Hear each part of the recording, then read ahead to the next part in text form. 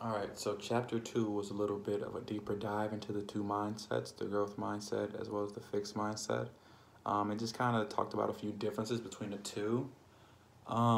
Just a few things that stuck out to me is how the two mindsets see risk, where the fixed mindset is kind of risk at first and they don't really like risk. They kind of like things the way they are. So they'll, shy away from risk and things like that. As to where the growth mindset actually likes risk and they like, new challenges and taking on new obstacles and things like that. So that's just one difference between the two. Um, Another one is failure, how they both saw failure. Again, the fixed mindset doesn't like failure. It's not a good feeling to them. They like things kind of even keel and to kind of stay the way that they've always been. So failure is definitely not something that a fixed mindset person will like, as opposed to the growth mindset person that actually welcomes failure and they see failure as being the first step to success. And I think that that's awesome. It's an awesome mindset to have. It's a very optimistic mindset to have. And, the more people that we can get, in that growth mindset and in terms of failure, I think the better the world will be. It also kind of talked about depression and how the two mindsets saw that. I think that's something that's very relevant to my age group specifically and various age groups and different people around the world, not just here. But it talked about how the fixed mindset person, while they were going through their depression, they kind of were in the dumps and down and out and couldn't really see the light at the end of the tunnel. They kind of just, went through the motion, didn't necessarily want to be productive and things like that.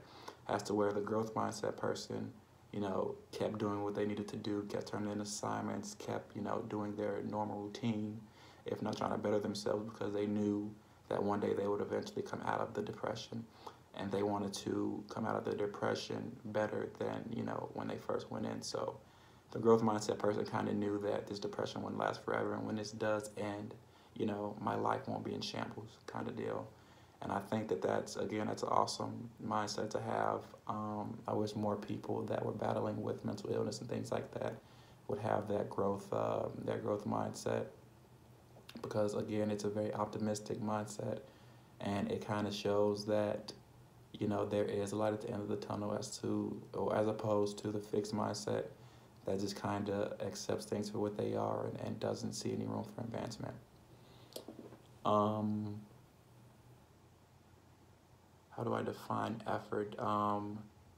In my opinion, effort is doing something with great determination. I know that might be kind of simple or bogged down, but that's just kind of what I see effort to be. Um, Sorry, my phone here. Sure. So if I was in a leadership position, how would I, or what initiatives would I introduce to establish a growth mindset? I just think the biggest thing is inviting people to fail. Kind of going back to the deeper dive video that we watched in class. A lot of those people in that company, they had inventions that didn't necessarily pan out. They had failures. They had ideas that just didn't work. They didn't stick. And I think that that's huge. Just being able to put yourself out there and put different ideas and abilities out there to kind of see what sticks. I mean, not everything's gonna stick. Not all ideas are gonna be good ideas, but you have to say it and you have to get it out there and put it into the universe to see if it will be a good idea or a bad one. And I think that people should let other people tell them that an idea is a bad one or a good one because you see your ideas for what you see them as. And if you think it's a bad idea, I mean, you probably won't say it. Granted, that might be a good idea, but you won't know because you didn't have the ability to say it. So I just think welcoming people to fail. I mean,